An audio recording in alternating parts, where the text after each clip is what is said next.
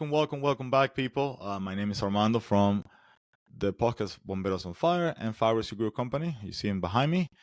Thank you so much, everybody who come back to see me, to hear us, and the new people. Welcome. I hope you enjoy it. Today, I'm with a special guest. I think he's an expert, and with a long career in the fire service.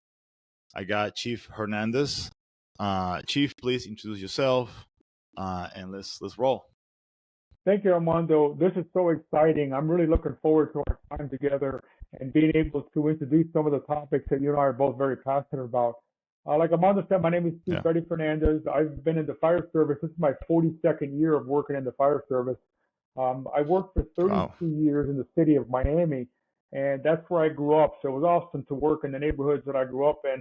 But I served in every position: firefighter, paramedic, lieutenant, captain, battalion chief, and finally deputy fire chief, one below the fire chief.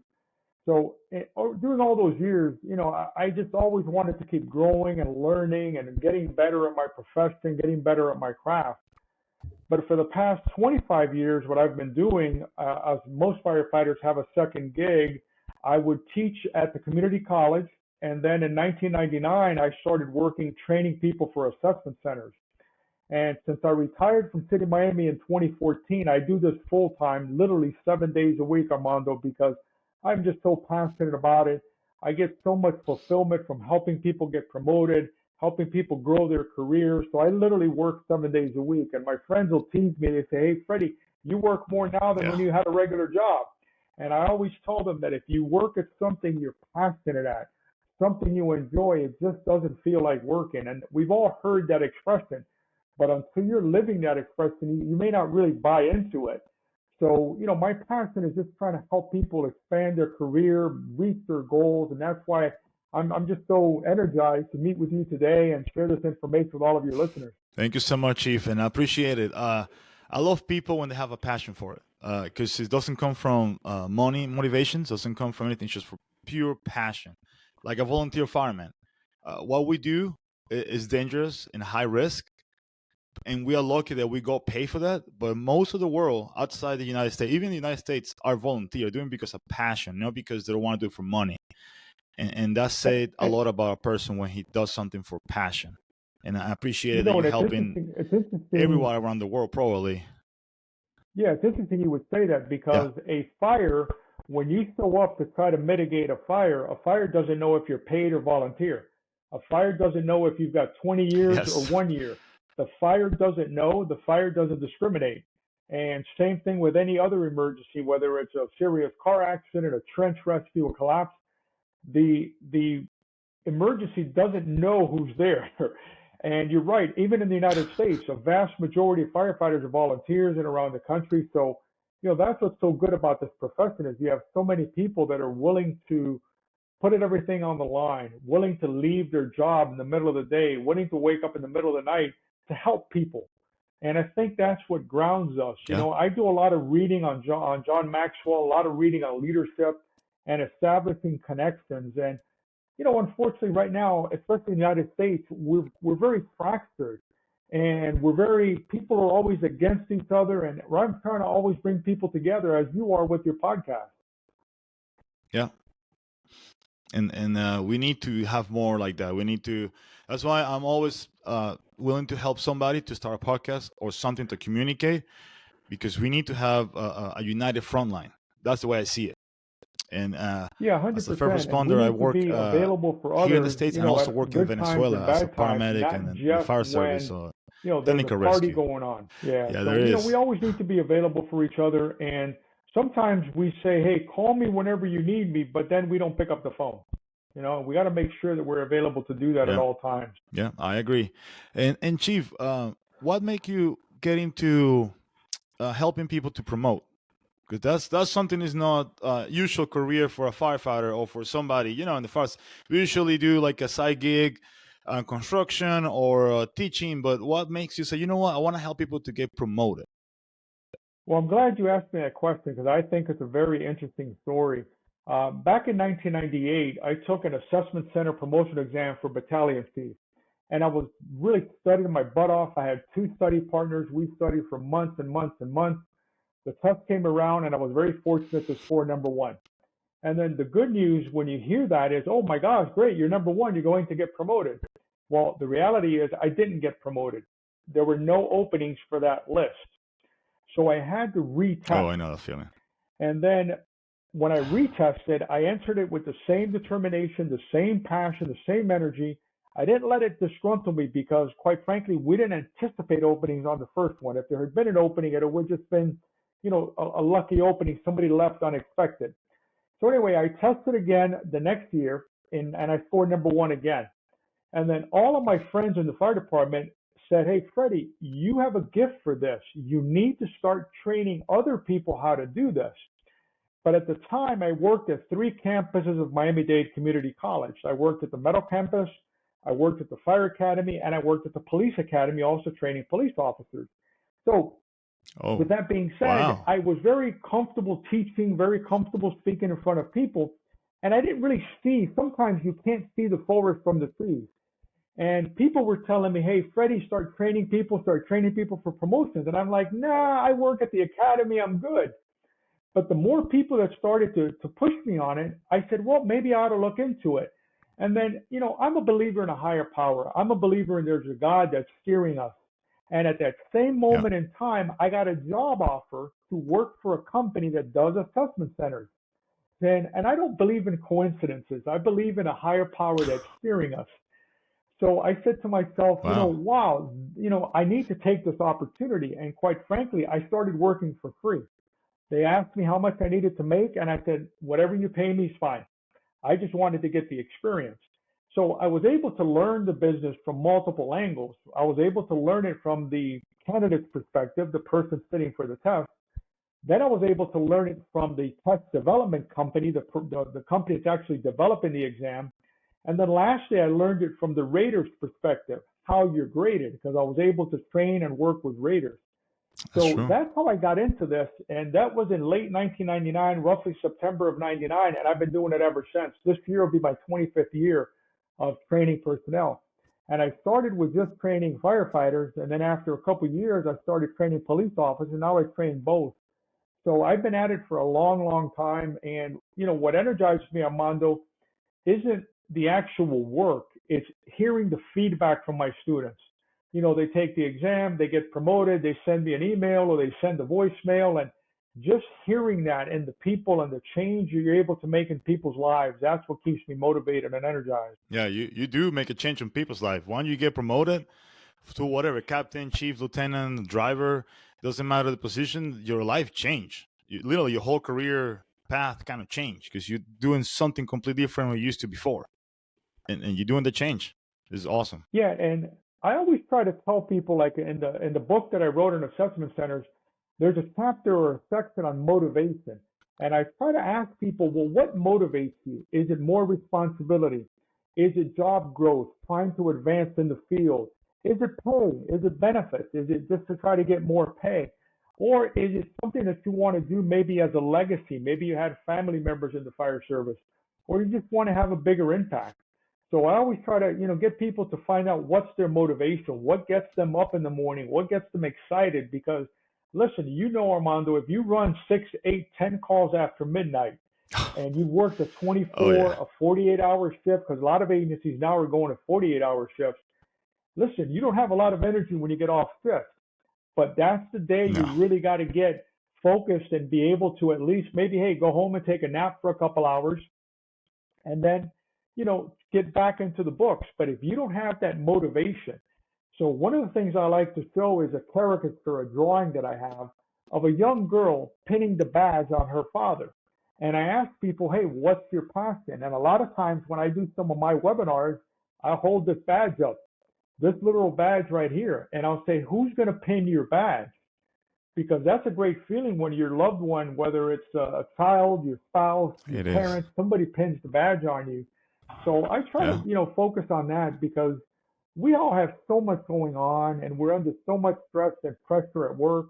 Then when we get off work, we got to manage our home, take our kids to school, fix the leaking plumbing, all the other things. So we got to find the time Yes. to put in to promote, but it's not that easy, as you know. I know. It is not easy. And I like your approach of promoting. It's like a 360. It's like a holistic approach. And because you have to be able to know the background of the people or the person trying to promote, so you can help them. Like we talked before we started the podcast, you want to try to see the not just the motivation money wise. It's just, hey, what motivates you? What let me help you to get better as a person, so you can promote and be a better leader. Well, one of the things that I really spend a lot of time diving into is the topic of leadership and management. And I'll start a conversation with my students all the time, and I'll ask them to tell me briefly, what's the difference between a leader and a manager? And sometimes the students are going to these long dissertation and start talking and talking. I said, listen, briefly, and I'll tell them that my definition is very simple. Leadership is all about people. Management is all about processes. So therefore, in every organization, whether you're a lieutenant, like we say in Spanish, un teniente, a captain, un capitán, a chief, whatever position you're in, every organization has a table of organization. It has a list of job descriptions. But if a firefighter is doing what the lieutenant wants them to do because of fear of discipline, because of authority, because of positional power, then that's not leadership. No. Leadership is quite the opposite. Leadership is when they want to follow the lieutenant or the captain. They don't want to let the captain or lieutenant or chief, whatever their superior is, down. And they're following them because there's a good relationship. And one of my other gurus that I read a lot on leadership, unfortunately passed away a couple of years ago, was General Colin Powell. And he's got a leadership piece or a topic that he talks about called the essence of leadership. And General Powell said that the most important thing about leadership is trust. You have to build trust. And I also like to say that in order to be a leader, you have to have a follower. If you're leading, but nobody's following, you're just a person out for a walk. You're not really leading. But in order to have followers, they have to trust you. They have to believe that you care about them. Now, earlier, Mondo, I talked about John Maxwell. And John Maxwell has a lot of famous quotes. I've literally read 30 or 40 of his books. I'm reading one of his books literally right now. It's brand new, hot off the press. I just got it last week. Oh. But John Maxwell has a phrase that I try to share with people all the time. And the phrase is, nobody cares how much you know until they know how much you care. And I think that's just such a powerful phrase, because if you're leading somebody and you haven't demonstrated you care for them, they're not really going to follow you. You might have every certification in the book, every title in the book. You might be, I don't know, Fire Officer 1, 2, and 3. You might have Executive Fire Officer from the National Fire Academy. You might be the most credentialed person around. But that doesn't mean anybody wants to follow you, does it? That's true. And unfortunately, it's a lot of those on the field. Wherever we work, whatever department, there's a lot of I call that names in the email. We see a bunch of names on it, but nobody followed them. Nobody wants to be the follower, and I think you have to earn that from your group, from your crew. Yeah, and a lot of people will use the term lead by example. And lead by example, Armando, I think is a great, great term. It's fine. I like using a slightly different term. My term is model the behavior. So in other words, if you want your crew members and your paramedics to be courteous to patients, you have to be courteous. If you want them to be in the proper uniform, you have to be in the proper uniform. If you want them to follow safety procedures, you need to have your seatbelt on when responding. You need to have your hood on, your mask on, all of your safety gear on. Because you can't tell them, hey, Armando, you have to have all of your gear on, and then I don't have my gear on, right? So that's what I mean, exactly. Modeling the behavior. Yeah. There's another great leadership writer and guru named Simon Sinek. He's got a lot of books. And one of his books is called Leaders Eat Last. And just a great concept that you need to feed your members first. Get their belly full, because remember, an army runs on their belly. And in the army, the most important guy is the cook, right? So, but if you are a leader and they call, for people to eat at the station, you're the first one to go get your plate. What example are you setting for your troops? Yeah, nothing. Yeah. You're right. You're 100% right. And John Maxwell by the way, said, thank you. When you send me the copy of your book, for those who are interested, I'll give you the link. I'll put on the link below about your book and also about your company. You teach assessments. It's a great book, people. Whoever have a chance to read it. Like I say, it's like a holistic approach of leadership and assessment. So I love that, and the fact that you also touch mental health, which is what I'm passionate about. Besides a lot of things, but that's one of my big passions. I do appreciate that you take in consideration the fact of mental health. On chapter 14, um, you wrote about a lot about how mental health can affect leadership and how it can affect you as a person. And it's dedicated to one of your firemen that unfortunately is not here anymore. Can you explain more a little about that chapter, Chief? Well, Armando, I'd be happy to. Now, if I pause or I start to break down, in the middle of the explanation, just please bear with me, have your audience bear with me because this is very emotional No, for it's me. fine. But in the Yeah. assessment center world, there's a lot of different exercises you have to do to get promoted. For example, one might be a presentation. Everybody's probably familiar with an interview. Everybody loves to run a tactical scenario. At administrative and upper level positions, you typically do something called an in-basket or an out-box, in-basket, out-box type of thing. But the one exercise that a lot of people will run away from is what's called subordinate counseling. And that's the Yeah. exercise where you have to talk to one of your subordinates who's not performing up to par. And I have a whole chapter dedicated to this because it's an important exercise in the assessment center world.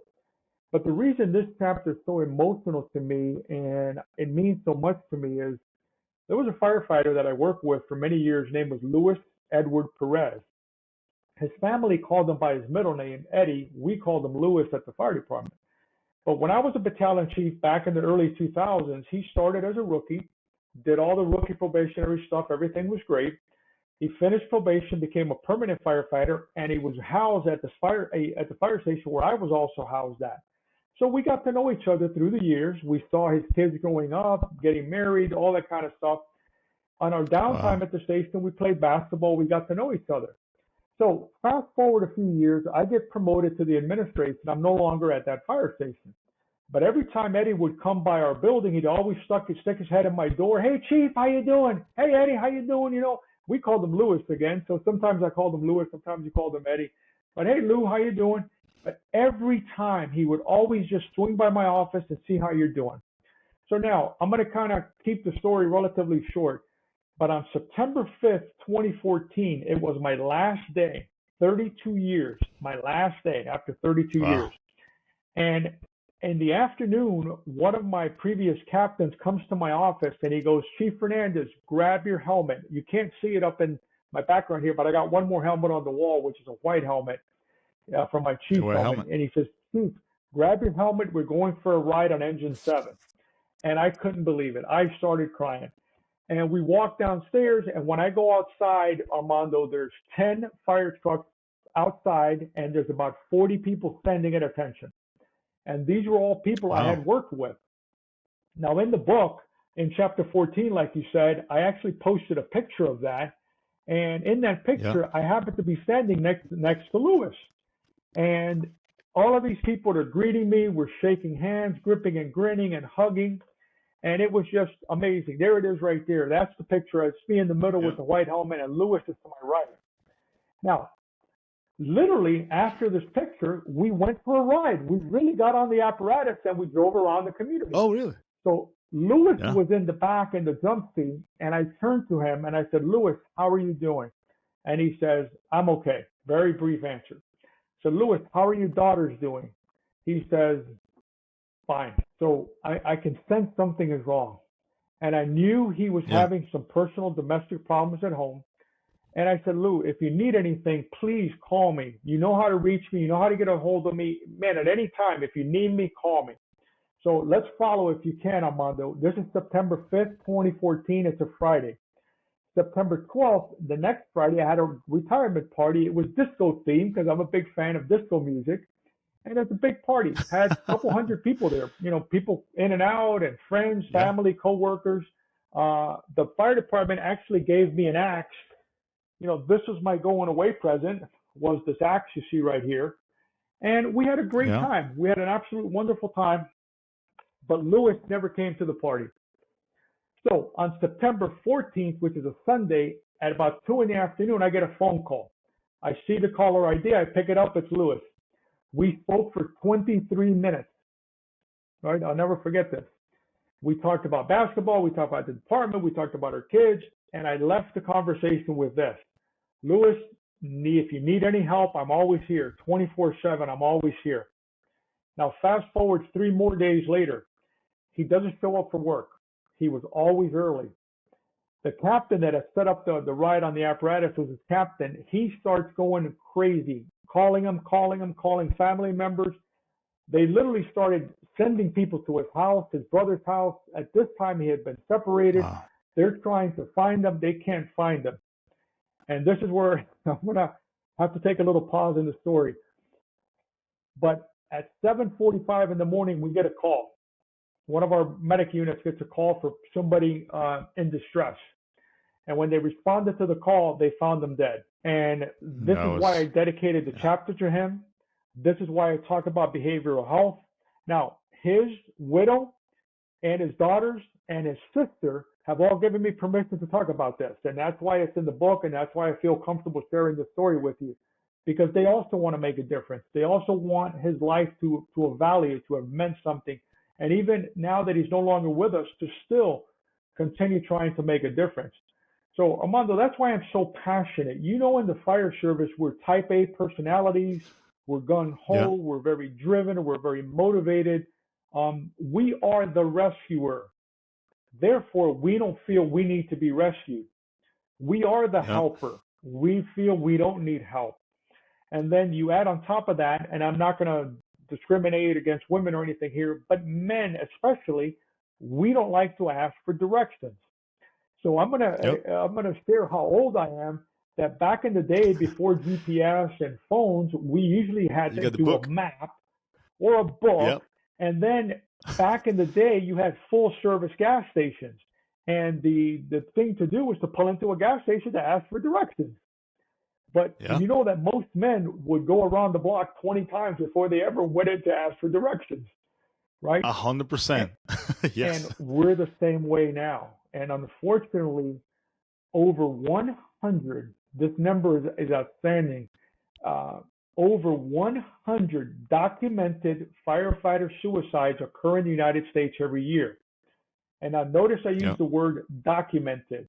So there's an organization called the Firefighter Behavioral Health Alliance. It's actually run by a colleague of mine. And he tries to support families. He tries to support education on this.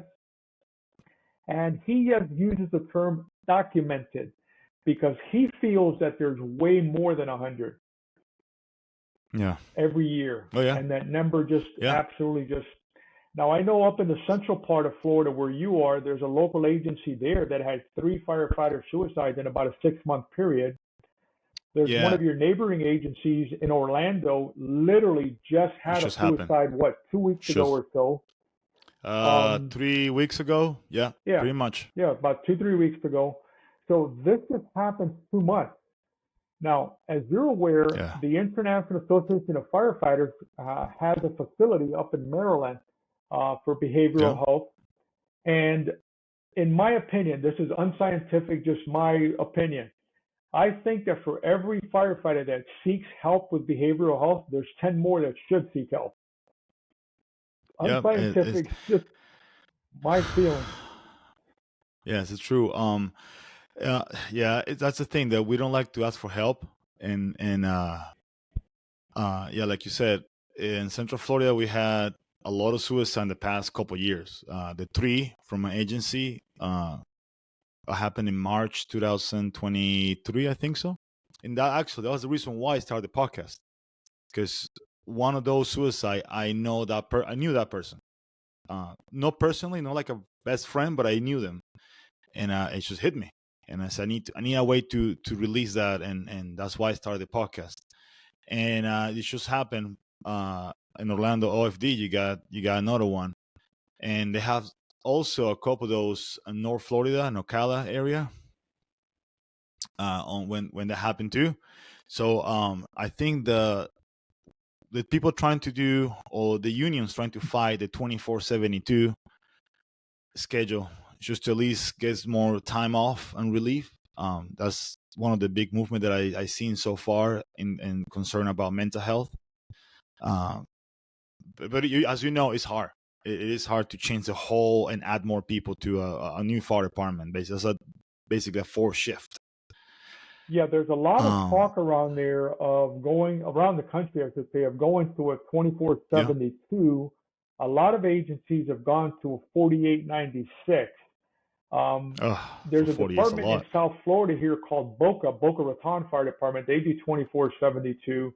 A lot of Mm-hmm. agencies are experimenting with that, but at the end of the day, as all of our listeners know, anybody that's in the fire service, public safety, United States, know it comes down to dollars and cents, and it comes down to Yeah. taxes, and it comes down to what people are willing to pay. As we know, you're a taxpayer, I'm a taxpayer, all of our listeners here pay taxes, and sometimes people don't see the end result. You know, they don't see the impact. And I think one of the challenges, Armando, maybe, if you want to elaborate on this, is that the fire service isn't what it was 50 years ago, 40 years ago, in terms of that firefighters only went to fires. Right now, Yeah. firefighters do everything, and it's the accidents, the suicides, the injuries. It's all of the other associated things. Because most of our listeners, I would assume, I'm speaking to the choir here. They know that the fire service does just a vast majority of calls are EMS or emergency medical service related. But Yeah. if we have some listeners that aren't in the fire service, they maybe need to be aware of that. Is that, for example, I'll never forget one of the first runs that I ever went on, ever. I'm 20 years old, 1983 as a rookie. It was an auto accident. It occurred very early in the morning. It was like 7:30 in the morning. We had just done roll call, so it was we did roll call at 7:30, so it must have been 7:35, let's say roughly. And I Yeah. remember Right we there. we were we responded to an accident, and we had a young girl, 16 years old, in the back seat of a car, and she died. She was unrestrained. And that was one of the very first calls I ever went on. And, I'm sure all of our listeners, you included, have calls that resonate, that stick in your mind. And it's Yeah. very important that we find an outlet. And sometimes we find healthy outlets. For instance, I'll tell you, I have two outlets. I'm an avid CrossFitter. I love CrossFit. I only go 5 or 6 days a week. All right. I went Now this you only morning at go five. That's it. 5:45 in the morning. I only go 5 or 6 times a week. And That's I it. love doing yard work. So I go outside and I'll spend 2 hours in my yard, get all dirty and sweaty. But Armando, what I find is that that hour at CrossFit Mm. or the hour or two I spend in the yard, I don't have my cell phone. I'm not thinking of anything. I'm just looking at the flowers, cutting the grass, throwing the weights, listening Yeah. to the weights, bounce off the floor. And to me, it's a great release. I feel no stress during that hour. Now, quite frankly, during the rest of the day, I have my business to run. I have kids that I, want to deal with. I have a child. My oldest son has some medical disabilities, so there's some Yeah. challenges that I have to deal with. But we all do. That's life. Life is, life isn't easy. Life throws a lot of curveballs our way. And what I Yeah. want and I've been to the employee assistance program. I have gone to the employee assistance program. I'm also a big believer in clergy. So if you're religious, or you don't have to be religious, but if you are, go see your rabbi, your priest, your pastor, your minister, Yeah. whatever denomination you go for. But I remember a few years ago, I go to a church called Christ Journey. It used to be called University Baptist Church, but they're not specific to any particular way of looking Yeah. at things. They just want people to find and follow Christ. But my pastor is Pastor Bill White. And a couple of years ago, we were in a men's group, a men's learning group, and we were meeting in Pastor Bill's office. And he was just going to kick off the meeting for us, and then he was going to walk out. And, we had a leader for our group. But anyway, there was some downtime, and we were just chatting. And I asked Pastor Bill an interesting question. I think it's a fascinating question because it's so simple. But I said, Pastor Bill, who ministers to the minister? And I said, Pastor Bill, are you okay? How are you doing? You do so much for others. You deal with so many other issues for other people. Sure. Pastor Bill, who looks out for you? And he said to me, Freddie, thank you for asking. Thank you for asking that question. But I belong to a men's group. And I have a group of men that I reach out to for counsel, for ministry, for advice. So this is a pastor who Wow. at the time had been a pastor for 25 years at our church. Now he's been there 30 years. We just had a celebration. He's been there 30 years at our church. Imagine how many Wow. thousands of people he's helped. But he Yeah. also has a group that he reaches out for help. And I think sometimes that's lost on us. You know, we're It helpers, is. It is true.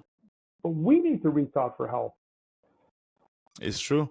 Like you said, Chief. Right now in the fire service, I think 80% of the calls are EMS, and out of those 80%, critical calls will be probably 20%. Everything else is just a routine, and it's like a drop of water in your head all the day. And in some point, you will lose it because you spend all day literally outside running calls, going to the ER, getting to the same person, maybe a freaking flyer. You know that, and that affects you. That eventually will explode. Um, and yeah, we need help. Actually, I belong to the peer support team, and I think that's one of the solutions that fire departments are doing. Create a peer support team. So I'm a that's a great huge tool. Uh, yeah, Yeah, I'm a huge supporter of peer support teams. There's a lot of incredible training available for people to form in peer yeah, support. The training gives the people, I guess, the credibility or the comfort to be able to do some diffusing, to talk to people, and be able to at least um, feel them out, listen. I think an important thing for a peer yeah, support person is just to listen. Just shut up and listen, and listen yeah. from the perspective of understanding, not from the perspective of responding. Sometimes we're too quick to want to respond. We just need to listen. You know the Yeah. expression, give them a shoulder to cry on. Sometimes, that might be a metaphor, but it might be literal. We need to give them a That's shoulder what to you need. cry on. And there's a couple of phrases that come to mind, Armando, as we're talking about this. One of them is, it's okay to not be okay, Yeah, right? It's okay to 100%. not be okay. The other one is from the international facility up in Maryland. And the phrase that they used when they launched their program was stop the stigma. In other words, Yeah, there's a stigma associated with asking for help. Oh, you're a coward. Oh, I'm not going to use some of the phrases that are used in the fire department because I don't want to offend anybody yes, here. But you could imagine some of the phrases. Who are you? What are you doing? You don't need help. Look at you. And yeah, then they pound on yeah. you. And then now you start even feeling more isolated, and you start feeling more reluctant to ask for help because you have that culture of not, needing help and not reaching out for help.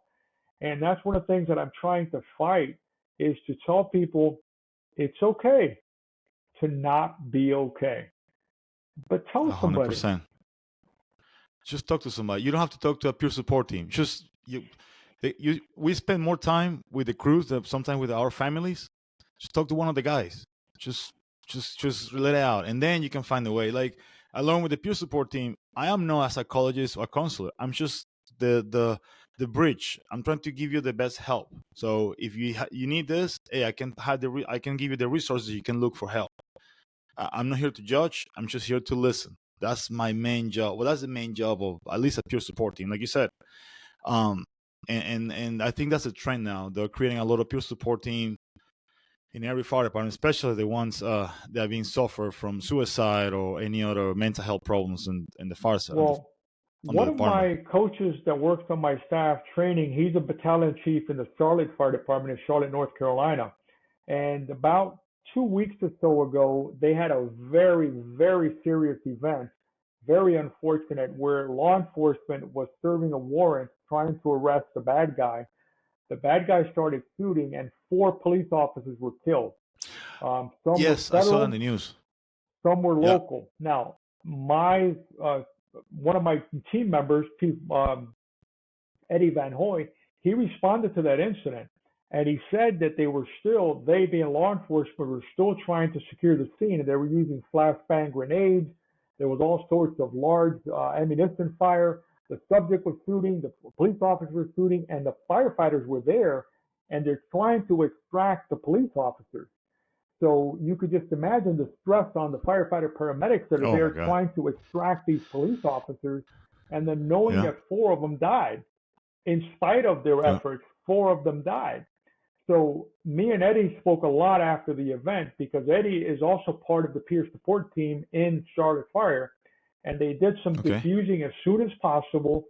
And then I followed up with Eddie 3 times so far after this incident to see how he's doing, to see how he's Yeah. feeling.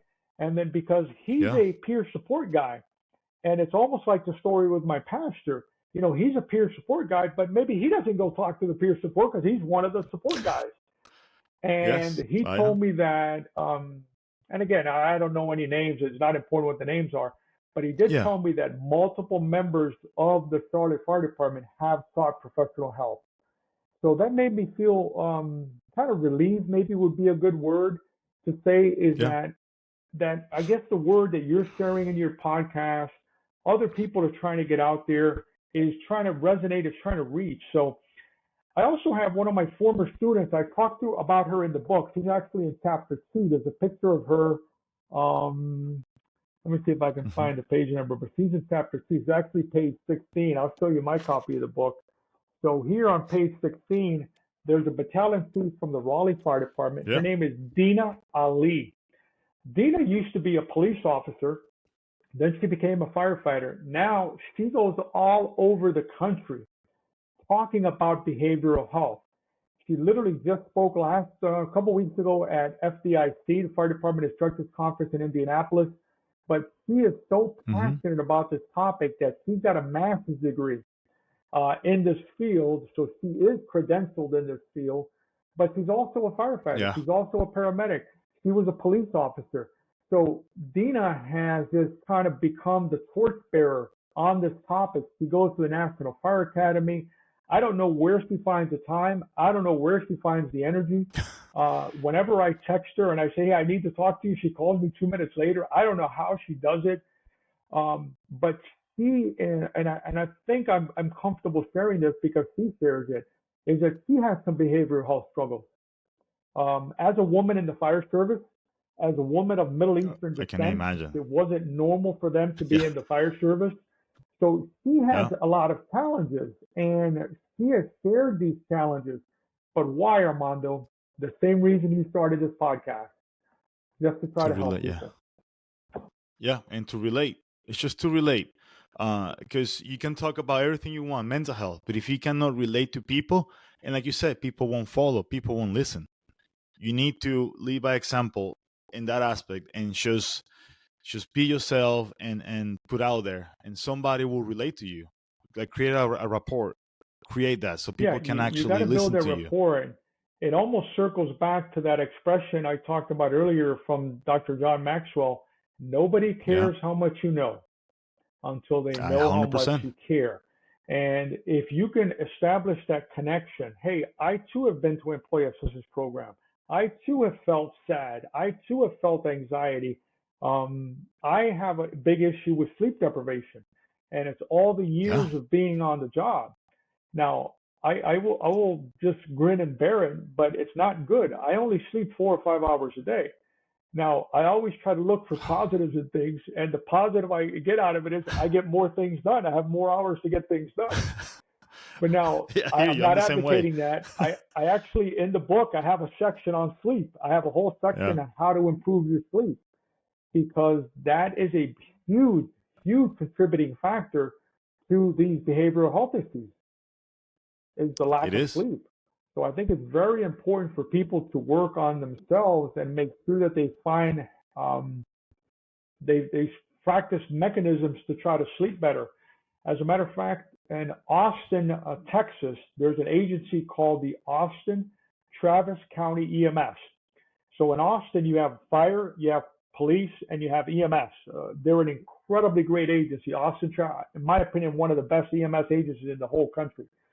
Now in Oh wow. Austin, they run their wheels off. And one of the things they did is they created a sleeping room. We talked earlier about the shift schedules, but in Austin, they created a room in a fire station. And this room is pitch black. It's separated from the rest of the station. There's no bells, no tones, nothing like that going off.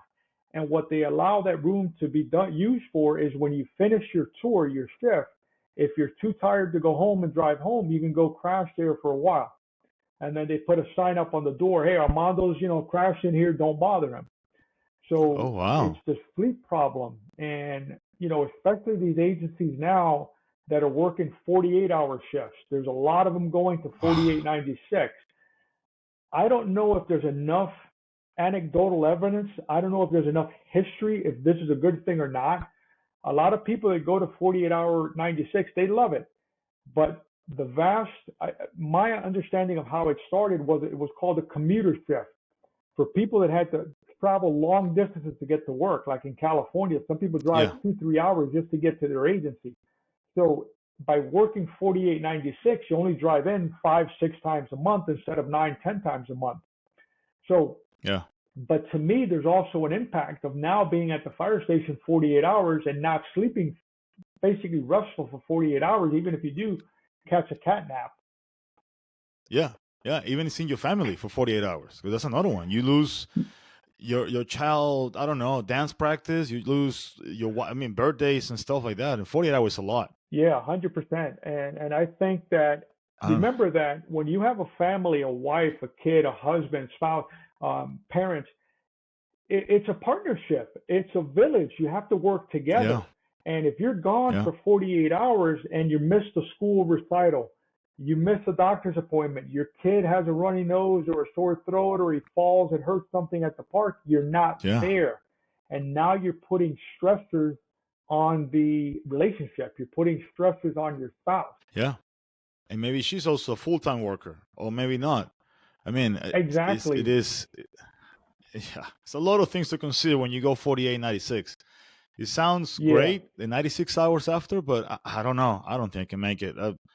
I will go 12-hour shift. I'd rather do 12-hour shift than 24, just so Yeah, I can go home in and my sleep. agency, and I'm sure where you're at is very, very busy, but in my agency specifically in the city of Miami, we ran a lot of calls after midnight, and Yeah, that just takes a big toll on you. Now, I work 24-hour shifts.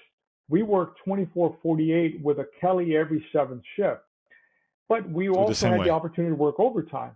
But the Oh, yeah. difference was that I worked overtime when I wanted to. I usually volunteered. We didn't have a big problem with mandatory overtime. But what I'm hearing now in a Okay. lot of fire departments around the country is because of shortage of staffing is mandatory overtime. And that's another thing our Yeah, listeners need to be very focused on. And if we have union yeah, presidents listening, if we have people that have contact with elected officials, they need to make sure that they're spreading the word about how big this rest is, this decompression. For instance, when you go on an urban search and rescue USAR deployment, one of the things they do when you come back is you have a decompression period, 48, 72 hours. I forget exactly what it is, but there's a time where you're not allowed to go back to work. You have to go decompress. yeah, yeah. And I think You you have talked to. earlier It's about the not. You have to. You 24/72. I have to. think that's Because what they're finding with the 24/72 is that the 72 gives you enough time to decompress. yeah, and to decompress and rest and sleep, because that's a big one. With Yep. health problems, mental health. I mean, so many things you can do if you got an extra day to sleep, and hopefully that's a tendency. Hopefully that's the at least one of the solutions for what we have. Um, Chief, before we because it's almost an hour. It passed. The time flies when you're having fun. What do you recommend to, let's say, a brand new guy who wants to promote? I want to be lieutenant or captain or chief. One advice you would give them All right, that's also besides a taking your super class? question because my whole book starts with that near the It is. It beginning. is a complicated question. That's why I give you It's a time. very it's a very complicated question. Now, traditionally, when I was still on the fire department, people knew that I was kind of the guru, the go-to guy about promotion. So people would come and ask me for advice. And for example, if Armando came to my office, I'd say, Armando, close the door, sit down.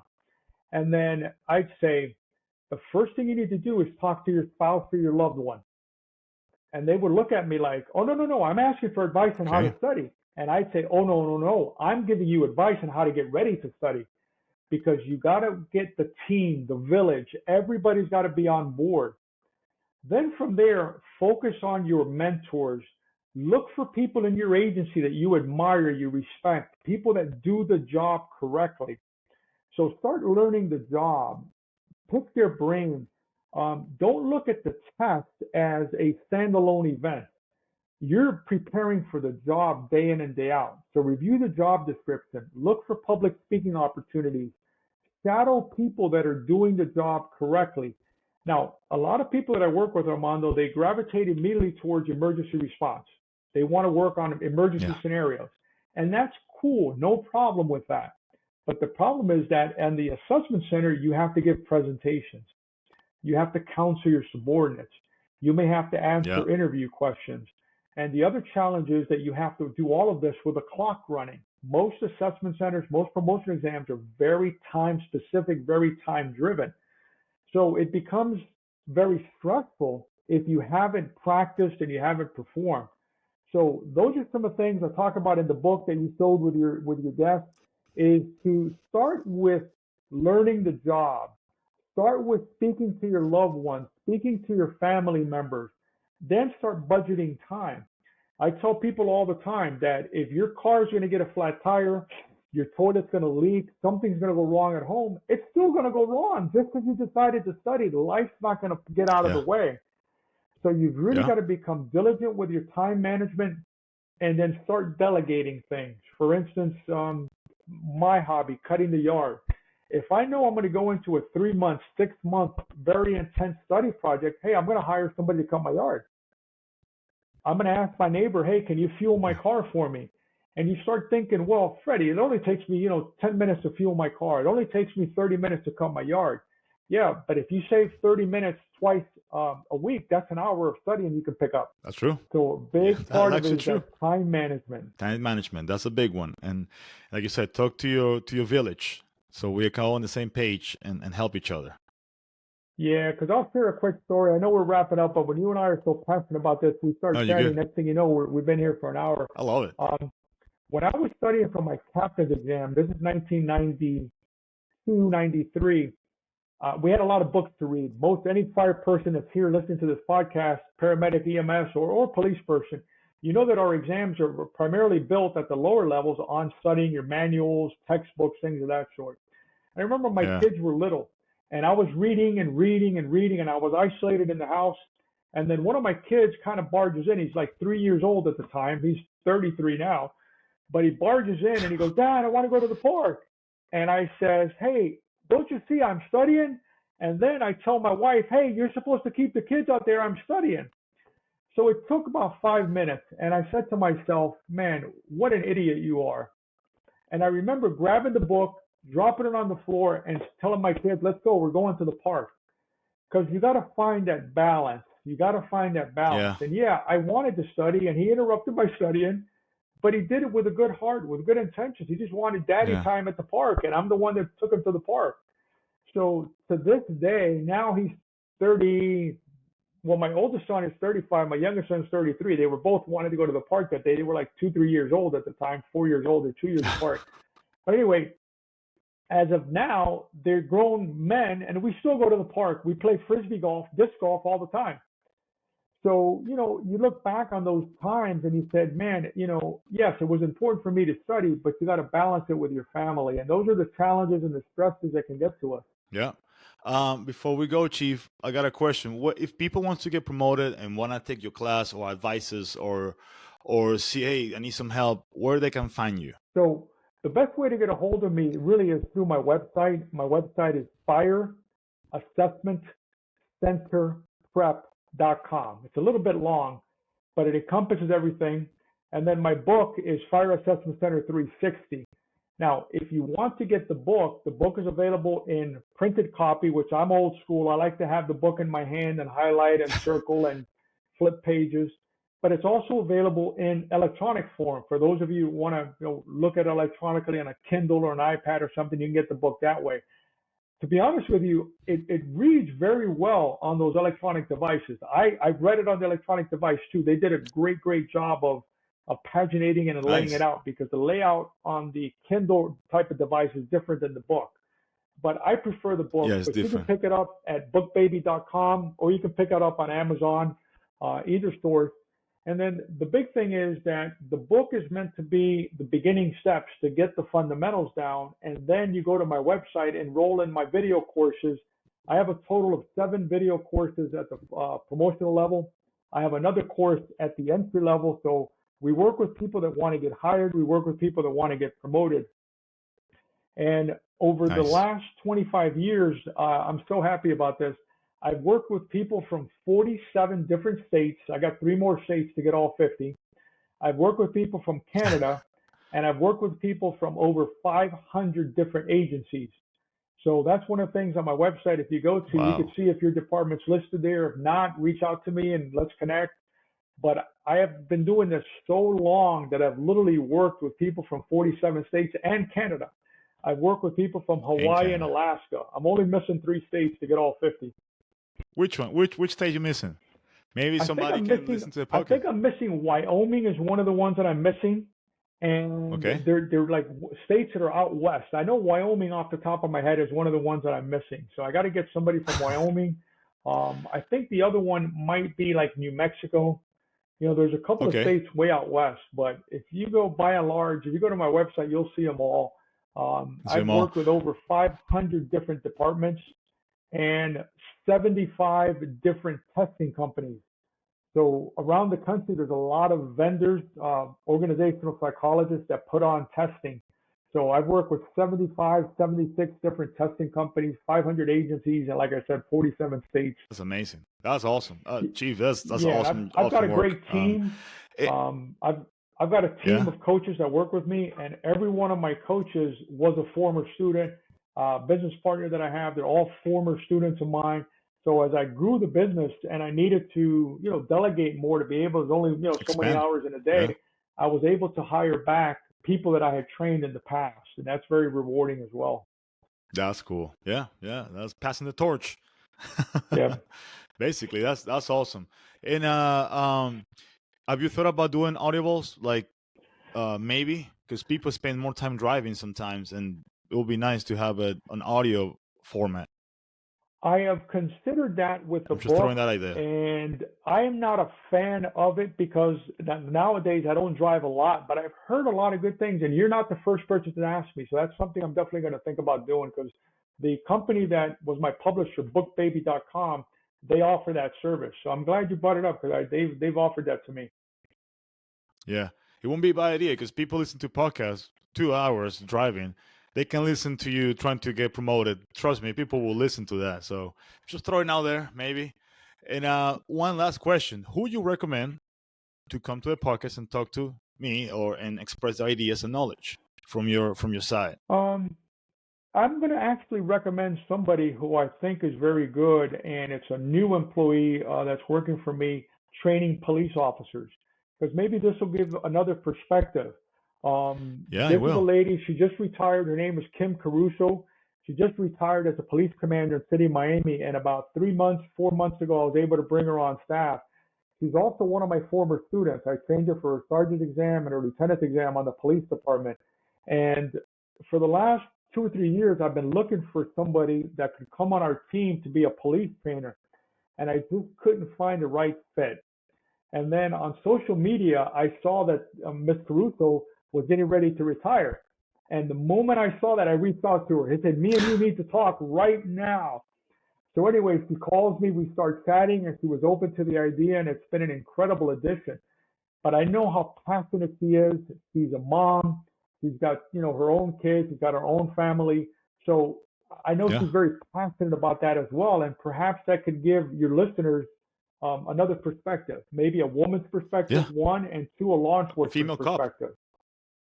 Yeah, that's a yeah, that's a big one because it's a female cop, promoted sergeant, in that level. So there are few in between. There are not that many with that No, perspective. they're not. And then she shares the passion that we share for leadership and for leading by example and for being there for her subordinates. So if you want, Yeah, contact me later and I'll share that information with you and I get her permission to, I to will. put you guys in touch. I will. Trust me, I will. That would be awesome to have. That would be amazing. Thank you, Chief. Well, guys, thank you so much for listening to the podcast. It's been a great moment. The time flies when you're having fun. I always said that. Guys, look it up this book on Amazon. That will be probably the easiest way to do it. It's a great tool. Whoever wants to get hired or promoted, on the fire service, and you can use it not just fire service. You can use it for police enforcement too, or even in your life. Use it as an example for your life too. Why not? I mean, every tool helps. Chief, one last word before we go. I was going to say, for our listeners that speak in Spanish that are from South America, and you have a lot of South American listeners, quería darle la bienvenida a los que están Yeah. escuchando de Sudamérica, de habla en español. También este es un tema muy importante para los que hablan hispano. Y yo sé que en muchos sitios en Sudamérica los bomberos son voluntarios, pero me imagino que las ciudades más grandes son pagados. Pero este es un tema muy importante y le doy la gracia a Armando para tenerme como en este podcast para poder hablar de este un tema muy importante y quiero darle las gracias por haber pasado esta hora con nosotros. So thank you for everybody that listened. Thank you, Armando, for this opportunity. I hope that a lot of people You're get welcome. to listen to this podcast, share it to others, and just spread the word. It's okay to not be okay. It's okay to seek for help. Be okay. Stop the stigma. Let's please not go to a funeral. Let's not go to any more funerals because people aren't Yeah. reaching out for behavioral health. So Armando, God bless you. 100%. I wish you continued success, Thanks. and thank you again for having me on your wonderful podcast. No, thank you, Chief, for your time. And if you need any help, those who listen to me, you can always call this number 988. Or you see somebody who needs help, just it won't hurt. Just call, and they have the right help and the right people to help you go through that moment. Yeah, hey Chief. By the way, I've just thought about it. Have you ever tried to make your classes in Spanish for those who Spanish speakers only? I haven't thought about that yet from the standpoint that I don't know how many people actually have assessment centers in the Spanish speaking countries. So if any of the listeners know of that and they want to share that information, they can reach out to me or reach out to you and you get a hold of me. But I've had I will. Yeah. some people inquire about that. I just don't know enough about the audience. Got it. If I got somebody, I'll send it to you. You're the point of contact. Thank you, Chief, again. People, don't forget to subscribe. It's been awesome. And Chief, again, I cannot repeat myself. Thank you so much for your time. It's been great conversation. And hopefully to have you again in another episode. That'll be awesome. I look forward to it, Armando. Yeah. All right, Chief. Have a nice day. Thank you.